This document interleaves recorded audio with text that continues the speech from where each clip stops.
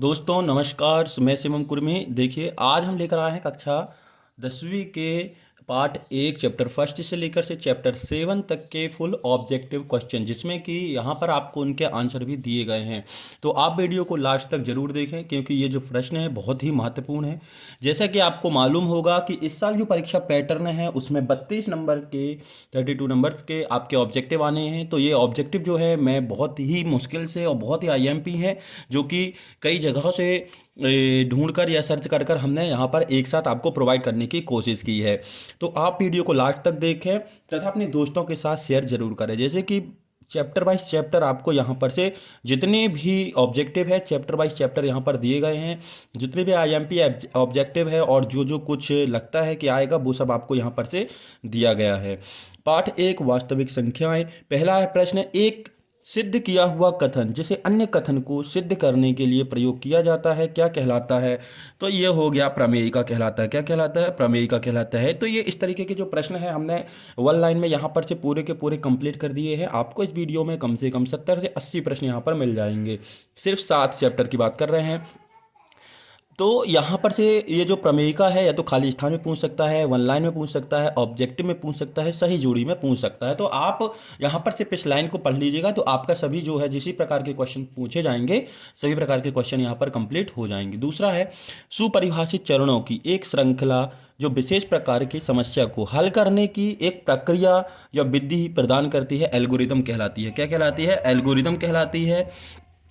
तीसरा है संख्याओं में प्रत्येक उभयनिष्ठ अभाज्य गुणनखंडों की सबसे छोटी घात। जी हाँ, संख्याओं में बहुत सारी संख्याएं हैं, उनमें प्रत्येक उभयनिष्ठ अभाज्य गुणनखंडों की सबसे छोटी घात का गुणनफल महत्तम समावर्तक कहलाता है। और महत्तम समावर्तक को हम HCF अर्थात से हाईएस्ट कॉमन फैक्टर भी कहते हैं। अगला है संख्याओं में संबद्ध प्रत्येक अभाज्य गुणनखंड की सबसे बड़ी घात का गुणनफल। ये छोटी नहीं, ये सबसे बड़ी घात का। यहाँ पर देखिए पहला प्रश्न जो तीसरा था, सबसे छोटी घात का गुणनफल महत्तम समावर्तक था और सबसे बड़ी घात का गुणनफल जो है लघुत्तम समावर्तक या एलसीएम कहलाता है। क्या कहलाता है? एलसीएम कहलाता है। कोई संख्या P/Q है जहाँ पर P एवं Q परस्पर अभाज्य गुणन पूर्णांक हैं, जहाँ Q is not equal to 0, Q का मान जो है शून्य के बराबर नहीं है, तो वह एक परिमेय संख्या कहलाती है। क्या कहलाती है? परिमेय संख्या कहलाती है। प्रत्येक संख्या प्राकृत संख्या पूर्ण संख्या होती है। प्रत्येक संख्या जो है प्राकृत संख्या का पूर्ण गुणक होती है। जी हाँ, प्रत्येक संख्या जो है प्राकृत संख्या पूर्ण गुणक होती है। सातवां है प्रत्येक परिमेय संख्या वास्तविक संख्या होती है। देखिए जैसे कि हम बात करें, यहाँ पर दो शब्द हैं कि ये जो परिमेय संख्याएं होती हैं वो सभी वास्तविक संख्याओं के अंतर्गत आती हैं। जी हाँ, जितनी भी परिमेय संख्याएं हैं वो सभी वास्तविक संख्याओं के अंतर्गत आती हैं। जैसे कि नंबर सिस्टम में आपने कक्षा 9th में 6 नंबर सिस्टम या संख्या पद्धति पढ़े होंगे, जिसमें कि प्राकृत संख्या, पूर्ण संख्या, पूर्णांक संख्याएं, परिमेय संख्याएं, अपरिमेय संख्याएं और वास्तविक संख्याएं पढ़ी होंगी। तो वही है कि ये जो परिमेय संख्याएं सभी वास्तविक संख्याओं में आ जाती है। जो परिमेय संख्याओं का समुच्चय है वो लास्ट वाला सेट होता है। किसी पूर्णांक m के लिए प्रत्येक सम पूर्णांक का रूप 2m होगा। जी हाँ, यदि m कोई पूर्णांक संख्या है, m कोई पूर्णांक संख्या है, तो सम पूर्णांक संख्या क्या होगी? 2m। देखिए अब ये कहना क्या चाहता है, सबसे स्पष्ट बात हम आपको बता दें कि ये जो प्रश्न है वो कहना क्या चाहता है। अभी जो हमने बोला कि ये जो संख्या है कि किसी पूर्णांक m के लिए प्रत्येक संपूर्णांक का रूप होगा 2m। जी हाँ, तो देखिए यदि आप कोई भी संख्या लेते हैं, मान लीजिए आप 3 लेते हैं तो ये क्या है? ये आपकी क्या है? विषम संख्या है।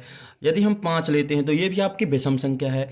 और यदि आप 7 लेते हैं तो ये भी एक आपकी एक विषम संख्या है। मान लीजिए कि ये सभी m है। क्या है? m है। तो इसको यदि सम पूर्णांक में बदलना है, कोई भी संख्या यदि आप लें और वो सम बन जाए, वो सम संख्या बन जाए, तो उसका जो रूप होगा वो होगा 2m। जी हाँ, दिए हुए नंबर का 2 से मल्टीप्लाई करेंगे तो आपको उसकी सम संख्या में, देखिए 3 को यदि आपको बदलना है तो 2 × 3 इज इक्वल टू 6 मिल जाएगा। इसको बदलेंगे तो 2 × 5 इज इक्वल टू 10 मिल जाएगा। इसको बदलेंगे तो 2 × 7 इज इक्वल टू 14 मिल जाएगा। तो उसका कहने का मतलब ये है क्वेश्चन का कि उसका जो सिंटैक्स है, किसी m पूर्णांक के लिए सम पूर्णांक का जो रूप होगा वो होगा 2m। यदि आप m कोई भी विषम संख्या लें और उसमें 2 का गुणा करेंगे तो आपको वहां पर एक सम पूर्णांक संख्या मिल जाएगी। उसी तरीके से अगला क्वेश्चन है, जो क्वेश्चन में देखिए किसी पूर्णांक q के लिए, मान लीजिए कि कोई एक पूर्णांक संख्या है, कोई एक इंटीजर्स नंबर है q के लिए विषम पूर्णांक से ऑड नंबर का रूप जो होगा वो होगा 2q+1। जी हाँ, यदि q एक पूर्णांक संख्या है और आपको एक विषम संख्या चाहिए है, क्या चाहिए, एक विषम संख्या चाहिए है, तो उसका जो सिंटैक्स हो जाएगा वो हो जाएगा आपका 2q+1। अब देखिए यहाँ भी इसको देख लीजिए कि कहने का मतलब क्या है। मान लीजिए कि ये कोई नंबर है 2, या कोई नंबर है 4, या कोई नंबर है 5, या कोई नंबर है 7। देखिए यहाँ पर ये सम नंबर भी है और ये विषम नंबर भी है, तो ये इवन और ऑड दोनों नंबर है। लेकिन आपको बताना है कि ये ऐसा सिंटैक्स दीजिए कि जिसमें यदि हम इन नंबर को पुट करें या रखें तो वो एक हमें विषम संख्या मिले। तो उसने दिया है क्वेश्चन में कि 2q+1 किसी दिए हुए पूर्णांक को, जी हाँ, किसी दिए हुए इंटीजर को 2 से गुणा करके 1 प्लस कर दें। इसमें देखिए 2 से 2 का गुणा करके 1 प्लस कर, 2 दूनी 4 और 1 5, तो देखिए आपको विषम संख्या मिल जाएगी। इसमें भी यदि आप ये रखें, ये सभी क्या है, क्यू हैं आपके, क्या है, क्यू है। यदि आप इस क्यू की जगह यहाँ रखेंगे तो ये हो जाएगा 2 × 4 + 1, 2 4 जा 8, 8 1 9। तो यहाँ पर यही बताने वाली चीज़ है कि ये क्यू यदि एक पूर्णांक है, इंटीजर है, तो विषम संख्या के लिए जो होगा, विषम पूर्णांक के लिए सिंटैक्स होगा 2q+1 और सम पूर्णांक के लिए 2q होगा। अगला क्वेश्चन है n² - 1, ये डैश है, कॉमा 8 से विभाज्य होगा यदि एक विषम पूर्णांक हो। ये एक नंबर है, तो ये 8 से कब कब विभाज्य होगा, ये n² जो है, n² - 1 है, 8 से विभाज्य होगा यदि एक विषम पूर्णांक हो। जी हाँ, यदि n एक विषम पूर्णांक होगा, n का मान जो है एक विषम संख्या होगी, तो ये 8 से पूरी तरीके से विभाज्य हो जाएगा। वो भी आप देख लीजिए 8 से विभाज्य क्या हो जाएगा, और दूसरे नंबर से यदि 8 की बात हुई अभी, 8 से विभाज्य होगा जब n² - 1 हो। देखो n एक विषम संख्या दी है, यदि n की जगह आप 3 रखते हैं तो ये हो जाएगा 3 का स्क्वायर - 1, तो 3 × 3 = 9, 9 - 1 बराबर 8 से, 8 से विभाज्य हो जाएगा। यदि आप एक विषम संख्या 5 रखते हैं, कितना रखते हैं, 5, तो ये हो जाएगा 5 का स्क्वायर -1 बराबर 25 - 1 बराबर 24। तो देखिए ये भी जो है 8 से विभाजित हो जाएगा 3 टाइम्स में या 3 बार में। तो यहाँ पर ये जो सिंटैक्स है, यहाँ पर आप n की जगह कोई भी विषम नंबर रखें, L to Z इन्फिनिटी तक कोई भी विषम नंबर रखें, तो वो जो नंबर आएगा वो 8 से पूरी तरीके से विभाजित हो जाएगा, डिवाइड हो जाएगा। तो क्वेश्चन नंबर 10 तक दिए हुए हैं आपको, जो कि बहुत ही इंपॉर्टेंट है। इन सभी क्वेश्चनों में हमने आपको सिर्फ 1 लाइन दिया हुआ है, सॉल्यूशन वाले IMP यहाँ पर अभी हमने नहीं दिए हैं। अगली वीडियो में आपको सॉल्यूशन और क्वेश्चन, यानी कि लघुत्तरीय और अतिलघुत्तरीय सभी जो क्वेश्चन है सॉल्यूशन के साथ मिल जाएंगे। तो यदि आपको ये वीडियो पसंद आती है तो वीडियो को ज़्यादा से ज़्यादा शेयर करें, जिससे कि हम इसका दूसरा पार्ट बनाना चालू कर दें। पार्ट 2 है बहुपद या पॉलिनोमियल्स। चर x के बहुपद px की उच्चतम घात बहुपद की घात कहलाती है। ठीक है, बहुपद की उच्चतम घात बहुपद की घात कहलाती है। प्रश्न कह रहा है, देखिए अच्छे से समझ लीजिए, बहुत ही IMP है, क्योंकि 32 नंबर के ऑब्जेक्टिव आने, जो कि बहुत ही ज़्यादा जरूरी है पास होने की दृष्टि से। लिखा क्या है प्रश्न में कि चर x का एक बहुपद है, चर x का एक बहुपद है, मान लीजिए 2x + 3x5 + 5 बराबर 0। ये एक बहुपद है, ये बहुपद तो है, आपको मालूम है, बहुपद वाला चैप्टर हमने आपको बताया है। यदि आपने नहीं देखा है तो प्लेलिस्ट में जाकर आप जरूर देखें। तो 2x + 3x की पावर 5 + 5 एक बहुपद है, जिसमें चर राशि है x, y है आपका गुणांक, क्या है, गुणांक या कॉफिशिएंट जिसको बोलते हैं। x का कॉफिशिएंट है 2, x की पावर 5 का कॉफिशिएंट है 3 और कांस्टेंट वैल्यू या चर राशि है 5। तो देखिए ये एक बहुपद है जिसमें चर की सबसे बड़ी घात 5 है। क्या बोल रहा है कि x की उच्चतम घात बहुपद की घात कहलाती है। जी हाँ, यदि इस बहुपद की कोई घात पूछता है या डिग्री पूछता है तो उस पूरे बहुपद में जो सबसे बड़ी घात होती है वो उस बहुपद की घात कहलाती है। तो इनडायरेक्टली इस तरीके के प्रश्न भी आ सकते हैं, वहाँ हमने आपको सिर्फ कथन और इंपॉर्टेंट चीज़ें यहाँ पर दी हुई हैं। जैसे कि कोई बहुपद है 5y³ + 6x की पावर 7 + 9 = 0। तो इस दिए गए पॉलिनोमियल्स में या बहुपद में घात क्या है, तो ये घात हो जाएगी 7, क्योंकि इस पूरे बहुपद में y चर राशि है और y की सबसे बड़ी पावर या डिग्री कितनी है, 7 है, तो यह इसकी घात या पावर कहला जाएगी। तो ध्यान दीजिएगा कि किसी बहुपद में सबसे बड़ी घात वह होती है जो उस बहुपद की सबसे बड़ी संख्या होती है या सबसे बड़ी घात होती है। तीसरा है दूसरा क्वेश्चन है घात 3 के बहुपद त्रिघातीय बहुपद कहलाते हैं। यदि किसी भी बहुपद की सबसे बड़ी घात 3 होती है तो वो त्रिघातीय बहुपद कहलाता है। और यदि किसी बहुपद की सबसे बड़ी घात 1 होती है, यदि किसी बहुपद की सबसे बड़ी घात 1 होती है तो वह रेखिक कहलाता है, तथा जिसकी 2 होती है वह द्विघातीय कहलाता है। अगला क्वेश्चन है दो बहुपदों का योग एक बहुपद होगा। जी हाँ, दो बहुपदों को यदि आप जोड़ोगे तो वहां भी आपको एक बहुपद मिलेगा। आप एग्जाम्पल देख लीजिए। मान लीजिए आप एक बहुपद जोड़ते हैं 2x+3 और इसमें आप दूसरा बहुपद जोड़ते हैं 3x+5, तो ये जो मिलने वाला बहुपद होगा ये भी एक बहुपद होगा। देखिए 2x और 3x हो गया 5x, 5 और 3 हो गया 8। तो दो बहुपद को जोड़ने पर या योग करने पर आपको हमेशा एक बहुपद ही मिलेगा। जी हाँ, दो बहुपदों को जोड़ने पर मिलने वाला जो समीकरण होगा वो भी एक बहुपद होगा। ax² + bx + c एक द्विघातीय बहुपद है। तो इस तरीके का सिंटैक्स यदि दिया है तो वो द्विघातीय बहुपद कहलाएगा। देखिए क्योंकि x की सबसे बड़ी घात कितनी है 2 है, x की सबसे बड़ी घात कितनी है 2 है। तो किसी भी समीकरण में x की या y की या चर राशि की वेरिएबल की सबसे बड़ी घात 2 होती है तो उस बहुपद की सबसे बड़ी घात क्या कहलाती है, द्विघातीय बहुपद कहलाता है। रैखिक बहुपद में अधिकतम एक शून्यक हो सकते हैं, एक शून्यक या जीरोस हो सकते हैं। बहुत ही इंपॉर्टेंट लाइन है ये, जो आपको 5वीं लाइन दिख रही है वो 3 प्रकार से पूछी जा सकती है। देखिए क्या क्या पूछ सकता है। जैसे लिखा है रैखिक बहुपद, मतलब ऐसा बहुपद जिसमें सबसे बड़ी घात 3 हो 1 होती है, सबसे बड़ी घात 1 होती है, मतलब x की सबसे बड़ी घात 1 है तो इसका सिर्फ एक शून्यक होगा। यदि ऐसा समीकरण होगा जिसकी सबसे बड़ी घात 2 होगी, यदि जिसकी सबसे बड़ी घात 2 होगी तो उसके 2 शून्यक होंगे। यदि किसी बहुपद की सबसे बड़ी घात 3 होगी, कितनी होगी, यदि किसी बहुपद की सबसे बड़ी घात 3 होगी तो उसके 3 शून्यक होंगे। तो डिपेंड करता है कि किस बहुपद में किसके कितने मान होंगे, तो वो डिपेंड करता है उसकी घात पर। यदि किसी बहुपद की सबसे बड़ी घात 4 है तो उसके 4 शून्यक या 4 जीरोस होंगे। यदि किसी बहुपद या पॉलिनोमियल्स की सबसे बड़ी पावर 5 है, सबसे बड़ी पावर 5 है तो उसके 5 शून्यक या 5 जीरोस होंगे। तो ये बहुत ही इंपॉर्टेंट लाइन है, इन चीज़ों को आप अच्छे से नोट कर लीजिएगा। आपको इस वीडियो की जो है PDF को डिस्क्रिप्शन में मिल जाएगी। डिस्क्रिप्शन में आपको टेलीग्राम चैनल की लिंक दी गई है, तो आप वहां जाकर से टेलीग्राम चैनल ज्वाइन कर सकते हैं, जिससे कि आपको सभी प्रकार की PDF जो है वहां पर से उपलब्ध करा दी जाएगी। तो ये बहुत ही ज़्यादा जरूरी है कि किस बहुपद के कितने शून्यक या जीरोस होंगे। यदि किसी बहुपद की सबसे बड़ी घात 1 है तो 1 शून्यक होगा। यदि किसी बहुपद की सबसे बड़ी घात 2 है तो 2 शून्यक होंगे। और यदि किसी बहुपद की सबसे बड़ी घात 3 है तो उसके 3 शून्यक या जीरोस होंगे। एक बहुपद वाले या एक घात वाले बहुपद को रैखिक बहुपद कहते हैं।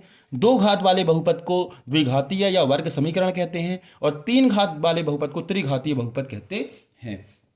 आगे बढ़ते हैं हम।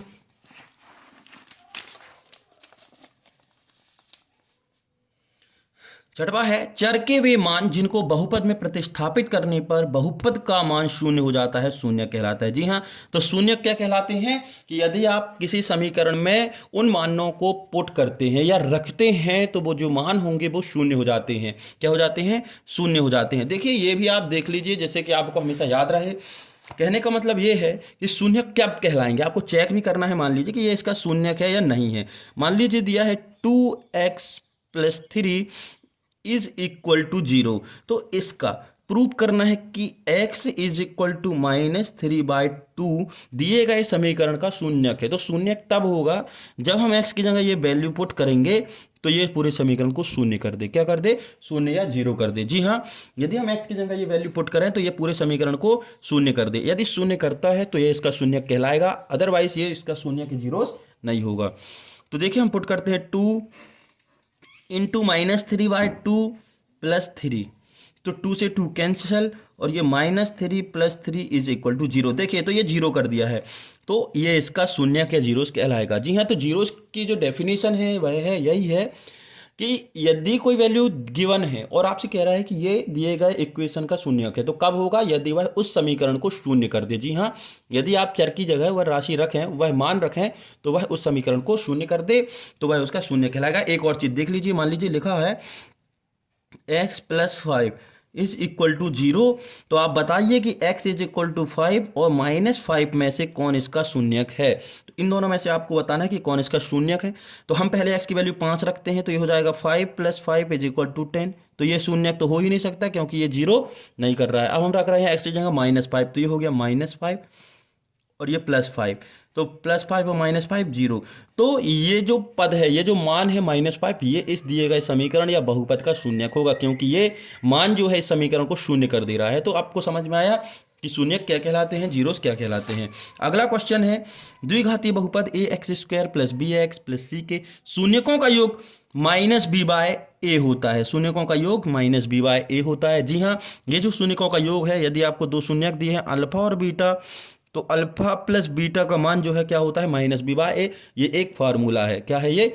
एक फार्मूला है। अब b और a होते क्या है, देखिए क्वेश्चन में दिया हुआ है कि जो a होता है वो x² का कॉफिशिएंट या गुणांक होता है। जी हाँ, x² का जो कॉफिशिएंट या गुणांक है वो a कहलाता है और x का जो कॉफिशिएंट या गुणांक है वो b कहलाता है और अचर राशि c कहलाती है। तो यहाँ पर लड़के क्या है, कंफ्यूज हो जाते हैं कि हमेशा पहली टर्म जो है a होती है। तो ऐसा कुछ नहीं है, आपको सिर्फ याद रखना है कि x² y² या z² के साथ जो संख्या होती है वह a कहलाती है और x y या z के साथ जो संख्या होती है वो बी कहलाती है और जिसके साथ कुछ नहीं होता है वो सी कहलाती है। देखिए अब हम आपको यहाँ पर से क्लियर कर दें क्योंकि बच्चे बहुत ही कंफ्यूज होते हैं, पहली संख्या को हमेशा वो ए मान लेते हैं। देखिए यदि लिखा है -5x + 3x² + 6 = 0, तो यहाँ यदि ए की बात होती है तो बच्चे क्या करते हैं, इस पहले नंबर को ए मान लेते हैं, इसको बी और इसको सी। तो हमें करना क्या है, जो x² के साथ होता है, जो x² के साथ होता है वो a होता है। तो a हो गया हमारा 3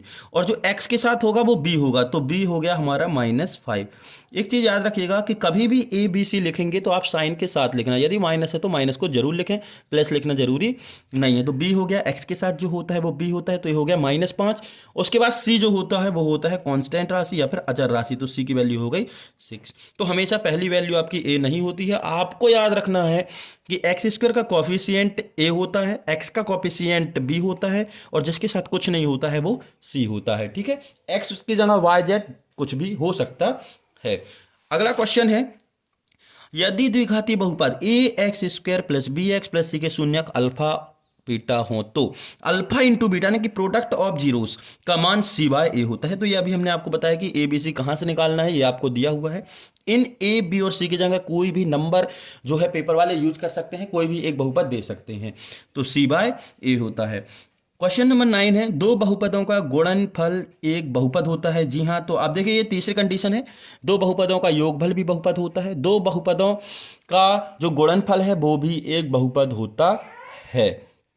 अगला है ए बी + बी सी + सी ए एक चक्रीय क्रम व्यंजक है। तो इस चीज़ को अच्छे तरीके से याद कर लीजिएगा कि ए बी + बी सी + सी ए यदि दिया है तो वो एक चक्रीय क्रम में कहलाएगा। चक्रीय क्रम मतलब से इस तरीके से ए के बाद बी के बाद सी और सी के बाद पुनः ए आ जाता है, तो इस साइक्लिक ऑर्डर में वो जो है चलता है। तो अगला चैप्टर जो है चैप्टर नंबर 3। पहला है एक ऐसा समीकरण जिसका आलेख एक सरल रेखा प्राप्त होता है, रैखिक समीकरण होता है। जी हाँ, यदि एक समीकरण का आप ग्राफ खींचते हैं और वो एक सरल रेखा मिलता है, स्ट्रेट लाइन मिलता है, तो वो समीकरण जो है वो सरल रेखा रैखिक समीकरण कहलाएगी। रैखिक समीकरण ax + by + c = 0 का आलेख एक सरल रेखा होता है। वही प्रश्न है, दो तरीके से पूछ लिया है। x एवं y का मान युग्म x y जो दिए हुए समीकरण ax + by + c = 0 को संतुष्ट करता है, उस समीकरण के हल कहलाते हैं। तो देखिए x और y का मान, यदि इस समीकरण का आपने कोई मान निकाला है तो x और y की यदि दो वैल्यू आती है तो वो इसके मान तब कहलाएंगे जब इसको संतुष्ट करेगा, सेटिस्फाई करेगा। सेटिस्फाई करने का मतलब ये है कि x और y की वैल्यू यहाँ पर पुट करने पर लेफ्ट हैंड और राइट हैंड दोनों की वैल्यू जो है बराबर आ जाएगी या फिर ये पूरा 0 हो जाएगा, तो वो कहलाएगा आपका संतुष्ट। ये वेरीफाई करना, तभी वो आपका आंसर कहलाएगा। जब किसी समीकरण निकाय का कोई हल होता है तब निकाय संगत निकाय कहलाता है। जब कोई हल रखता है यदि समीकरण तो वो उसका संगत निकाय कहलाता है, और जब समीकरण का कोई हल नहीं होता है तो वो असंगत निकाय या असंगत समीकरण कहलाता है। ये जो वन लाइन आप देख रहे हैं चैप्टर नंबर 3 दो चर वाले रैखिक समीकरण से linear pair of two variable से हैं। जब रेखाएं संपाती हों तब निकाय के अनंततः अनेक हल होते हैं। जी हाँ, जब समीकरण जो ग्राफ खींचेंगे जब हल करने के लिए तो रेखाएं यदि संपाती मिलती हैं तो जो है अनंततः अनेक हल होंगे। देखिए संपाती रेखाएं क्या कहलाती हैं? संपाती मतलब से 6 की 6 बिंदु। यदि आप दो समीकरण को सॉल्व करते हैं, यदि ये कोई है तो आपको इस तरीके से कोई एक लाइन में, मतलब से यहाँ पर ही एक लाइन में ही पूरी 6 की 6 बिंदु मिल जाएंगे। और ये जरूरी नहीं है कि ये एक ही लाइन इस तरीके से हो, वो इस तरीके से भी हो सकती है, लेकिन कंडीशन ये है कि दोनों इक्वेशन के 6 बिंदु जो है वो आपको एक ही लाइन में मिल जाएंगे, तो वो कहलाएगी संपाती। तो यहाँ पर जो समीकरण का हल बनेगा वो अनंततः अनेक हल होगा। जब x नहीं है यहाँ पर, जब रेखा x अक्ष को काटे, जब रेखा x अक्ष को काटती है, x अक्ष को काटती है, तब वह y का मान शून्य होगा। जब कभी भी x अक्ष को यदि रेखा काटती है तो y का मान शून्य होगा, और जब रेखा y अक्ष को काटे तब x का मान शून्य होता है, तब x का मान शून्य होता है। जब रेखाएं समांतर हों तो कोई हल नहीं होगा। यदि आप ग्राफ खींचते हैं, दो समीकरण को सॉल्व करते हैं, तो यदि ग्राफ खींचने पर आपको दो समांतर रेखाएं मिलती हैं, कैसी? दो समांतर रेखाएं मिलती हैं, तो समीकरण का कोई हल नहीं होगा। तो ये देखिए, मान लीजिए कि ये कोई ग्राफ है, ठीक है, ये वाई एक्सेस हो गई और ये एक्स एक्सेस हो गई। आपको इस तरीके से यदि कोई लाइनें मिलती हैं, इस तरीके से समांतर किसी भी दिशा में मिले कि ये दोनों लाइनें एक दूसरे को कभी भी इंटरसेक्ट या प्रतिच्छेद ना करें, तो समीकरण का कोई भी हल नहीं होगा। देखिए, ये होती है संपाती की 6 की 6 बिंदु एक ही लाइन में मिले, और 3 बिंदु वाली एक लाइन रेखा और 3 बिंदु वाली दूसरी लाइन इस तरीके से मिलेगी, समांतर हो, पैरेलल हो। कैसी हो? पैरेलल हो। तो कोई हल नहीं होगा, नो सॉल्यूशन होगा। क्वेश्चन का क्या होगा? नो सॉल्यूशन होगा। अगला है, दो चरों x और y वाले रैखिक समीकरण का मानक रूप जो होता है वो होता है ax plus B Y plus C. ये है आपका standard form of the two variable linear equation का स्टैंडर्ड फॉर्म। दो चर वाले रैखिक समीकरण का जो मानक रूप है वो है ax plus B Y plus C is equal to 0, जहां पर a क्या है? गुणांक है, किसका? x का। जी हाँ, x का गुणांक है a, और b क्या है? y का गुणांक है। b y का गुणांक है, b क्या है? y का गुणांक है। और जो c है वो अचर राशि है। c क्या है? अचर राशि है। तो ये चीजें आपको याद रखनी है कि मानक समीकरण ये है, तथा स्टैंडर्ड फॉर्म के अलावा ये जो a b और c दिख रहे हैं, ये आपके क्या है? x का गुणांक है a, y का गुणांक है, कॉफिशिएंट है b, और कांस्टेंट राशि जो है वो है c। अगला देखते हैं चैप्टर नंबर 4, द्विघातीय समीकरण, क्वाड्रेटिक इक्वेशन। पहला है, यदि px द्विघाती बहुपद है तो px बराबर 0 को एक वर्ग समीकरण कहते हैं। जी हाँ, यदि px एक द्विघाती बहुपद है, द्विघाती बहुपद अभी हमने आपको फर्स्ट में बताया था कि यदि किसी x की सबसे बड़ी पावर 2 है तो वो द्विघातीय समीकरण या वर्ग समीकरण कहलाता है। किसी वर्ग समीकरण में अधिकतम 2 मूल होते हैं, ये भी हम आपको बता चुके हैं कि यदि वर्ग समीकरण है तो उसमें मैक्सिमम कितनी? 2 घात होगी। किसी भी चर की सबसे बड़ी घात 2 होगी तो उसके 2 मूल या 2 शून्यक होंगे। वर्ग समीकरण में ax² plus bx plus c बराबर 0 का विविक्तिकर का जो मान होता है, डिस्क्रिमिनेंट जो होता है वो होता है d is equal to b² minus 4ac। ये होता है क्वाड्रेटिक इक्वेशन का डिस्क्रिमिनेंट।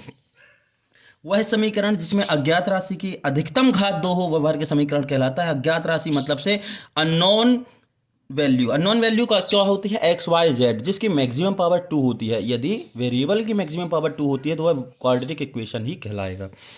एक द्विघातीय समीकरण दिया हुआ है में कोई वास्तविक मूल नहीं होते हैं जब b² is less than 4 minus 4ac, b² is less than 4ac। तो इस कंडीशन पर जो है कोई भी वास्तविक हल जो है नहीं होंगे।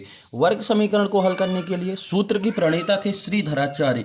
किसी वर्ग समीकरण को सॉल्व करने के लिए एक सूत्र का जो निष्पादन किया गया था, क्वाड्रेटिक इक्वेशन को सॉल्व करने के लिए जो सूत्र बनाया गया था वो था श्रीधराचार्य। इसके पहले हम फैक्टराइजेशन मेथड, गुणनखंड विधि तथा होल स्क्वायर मेथड अर्थात से पूर्ण वर्ग विधि यूज करते थे। इन दोनों विधियों के अलावा एक सूत्र का जो निर्माण किया था वो निर्माण किया था श्रीधराचार्य जी ने। जब विविक्तिकर का मान धनात्मक हो तो मूल वास्तविक होंगे। जी हाँ, जब विविक्तिकर का मान धनात्मक होता है तो मूल वास्तविक होते हैं। यदि द्विघातीय समीकरण के विविक्तिकर का मान 0 है तो द्विघातीय समीकरण के 2 बराबर वास्तविक मूल होते हैं। ये लाइनें जो है बहुत ही इंपॉर्टेंट है। इसके अलावा जो सॉल्यूशन वाले जो ऑब्जेक्टिव आएंगे वो हम आपको अगली पार्ट में अच्छी तरीके से प्रोवाइड करा देंगे और पूरी की पूरी उसमें तैयारी करा देंगे। एक भी ऑब्जेक्टिव के नंबर आपके नहीं कट पाएंगे। चैप्टर नंबर 5 है, जब किसी अनुक्रम के पदों को किसी नियम द्वारा लिखा जाता है तो इसे श्रेणी कहते हैं। जी हाँ, यदि किसी अनुक्रम के पदों को नियम द्वारा लिखा जाता है तो उसे श्रेणी कहते हैं। वह अनुक्रम जिसका प्रत्येक पद अपने पूर्ववर्ती पद से एक निश्चित अंतराल में रखता है उसे समांतर श्रेणी कहते हैं। तो ये कॉमन डिफरेंस की बात हो रही है, मतलब से समांतर से सर्वांतर की बात हो रही है कि यदि जो पद है पिछला पद अगले पद से कोई एक निश्चित अंतर रखता है, जो डिफरेंस रखता है, तो वो जो श्रेणी कहलाएगी वो कहलाएगी आपकी समांतर श्रेणी। समांतर श्रेणी के किसी एक पद का उसके पूर्व पद में अंतर सर्वांतर या कॉमन डिफरेंस कहलाता है। दो पदों के बीच में जो अंतर होगा वो सर्वांतर कहलाएगा। कोई तीन राशियां समांतर श्रेणी में हैं तो मध्य वाली राशि को दो राशियों का समांतर माध्य कहलाती हैं। बहुत ही आईएमपी जो है ये लाइन है, बहुत ही ज़्यादा इंपॉर्टेंट लाइनें हैं ऑब्जेक्टिव की दृष्टि से। एक समांतर श्रेणी का प्रथम पद ए तथा सर्वांतर डी हो तो उसका एनवा पद होगा A plus N minus one into D. जी हाँ, उसका एनवा पद जो होगा वो होगा nth टर्म जो होगी A plus N minus one into D. A first term हो गया, एन नंबर ऑफ टर्म अर्थात पदों की संख्या, और डी हो गया सर्वांतर या कॉमन डिफरेंस। समांतर श्रेणी 10 और 5 का अगला पद 0 होगा, क्योंकि देखिए इनका जो कॉमन डिफरेंस है वो क्या जाएगा 5 है, तो 5 का अंतर है घटते क्रम में डिसेंडिंग ऑर्डर में, तो 10 5 और फिर 0 और फिर -5। यदि किसी श्रेणी में पदों की संख्या सीमित ना हो तो उसे अनंत गुणोत्तर से अनंत श्रेणी कहते हैं। यदि पदों की संख्या सीमित ना हो, अनंत तक जाए, तो वो अनंत श्रेणी कहलाती है। समांतर श्रेणी का व्यापक पद आपको यह दिया हुआ है ए प्लस डी, ए प्लस माइनस 2d, ए प्लस माइनस 3d। किसी एपी में प्रथम n पदों का योग n/2 2a plus n minus 1 into D होता है। ये एक समांतर श्रेणी दी हुई है। उसका 11वां पद जो है 22। अब ये किस तरीके से आया ये आप एक्सरसाइज में देख सकते हैं, या इसके बाद वाली जो हम ऑब्जेक्टिव की वीडियो बनाएंगे उसमें आपको सभी चैप्टरों के सॉल्यूशन वाले जो ऑब्जेक्टिव है किस प्रकार से बनेंगे, उनके सॉल्यूशन कैसे होंगे, वो हम आपको अच्छी डिटेल में बता देंगे। क्वेश्चन नंबर पार्ट 6 है त्रिभुज या ट्राइंगल। सभी वृत्त जो है समरूप होते हैं, जितने भी वृत्त आपको मिलेंगे वो समरूप होते हैं, समान आकृति के होते हैं। सर्वांग सम की बात नहीं हो रही है, ये समरूप की बात है, सर्वांग सम अलग चीज है। तो सभी वृत्त जो है समरूप होते हैं, सभी वर्ग भी समरूप होते हैं, सभी समबाहु त्रिभुज भी समरूप होते हैं। कर्ण बराबर लंब का स्क्वायर प्लस आधार का स्क्वायर, कर्ण स्क्वायर बराबर लंब का स्क्वायर प्लस आधार का स्क्वायर, ये पाइथागोरस प्रमेय है। AC स्क्वायर बराबर AB square plus BC square plus 2B into BD अधिक कोण प्रमेय है। और ये जो क्वेश्चन पॉइंट नंबर 6 है वो न्यून कोण प्रमेय है। ये जो पॉइंट है आप अच्छे तरीके से याद कर लीजिए, और चाहे तो वीडियो को पुश करके इन पॉइंटों को जो है आप स्क्रीनशॉट लेकर पढ़ सकते हैं।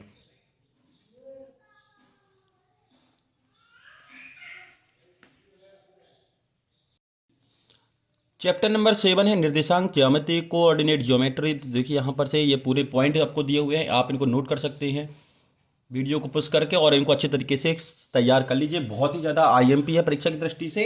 और दोस्तों यदि आप चैनल पर पहली बार आए हैं तो चैनल को सब्सक्राइब करें, जिससे कि आपको परीक्षा से रिलेटेड जितने भी IMP क्वेश्चन है, सॉल्यूशन है, वो आपको समय समय पर नोटिफिकेशन के द्वारा जानकारी मिलती रहे। दोस्तों के साथ शेयर जरूर करें। इसकी PDF के लिए आप हमारे डिस्क्रिप्शन बॉक्स में जाकर टेलीग्राम चैनल को ज्वाइन कर सकते हैं, वहाँ पर आपको इसकी PDF मिल जाएगी।